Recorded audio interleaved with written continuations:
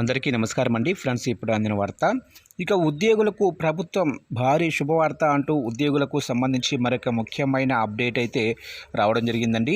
అయితే ఇందుకు సంబంధించిన పూర్తి వివరాలు అయితే మన వీడియోలో తెలుసుకుందామండి. ఆ భారీ శుభవార్త ఏంటనేది వీడియో మాత్రం ఎక్కడ స్కిప్ చేయకుండా చూడండి ఫ్రెండ్స్. అప్పుడే మనకి పూర్తి సమాచారం అయితే తెలుస్తుంది. ఇక లేట్ చేయకుండా వివరాల్లోకి వెళ్ళిపోదాము. ఇక సీఎం రేవంత్ రెడ్డి అధ్యక్షతన సచివాలయంలో జరిగిన కేబినెట్ సమావేశం ముగిసింది. 5 గంటల పాటు సుదీర్ఘంగా ఈ సమావేశం సాగింది. ఈ సందర్భంగా పలు కీలక నిర్ణయాలు తీసుకున్నారు. ఉద్యోగులకు 2 డిఏలు ఇవ్వాలని కేబినెట్ నిర్ణయించారు. ఇక మెట్రో 2వ విడత విస్తరణ, అలాగనే ములుగు జిల్లా ఇంచర్లలో ఆయిల్ ఫామ్ ఫ్యాక్టరీకి 12 ఎకరాల కేటాయింపు, మహిళా స్వయం సహాయక బృందాల సభ్యుల ప్రమాద బీమా, లోన్ బీమా చెల్లింపుల కోసం 70 కోట్లు కేటాయింపు, గ్రామీణ రోడ్ల ఆధునీకరణ చేపట్టాలని నిర్ణయం తీసుకున్నారు.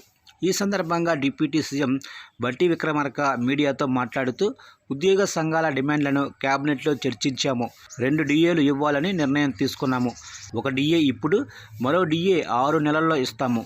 ఉద్యోగుల పెండింగ్ బిల్లులకు ప్రతి నెల 700 కోట్లు కేటాయిస్తాము. రిటైర్ అయ్యాక పదవీకాలం పొడిగింపు ఇక నుంచి ఉండదు అని బట్టి విక్రమార్క స్పష్టం చేశారు.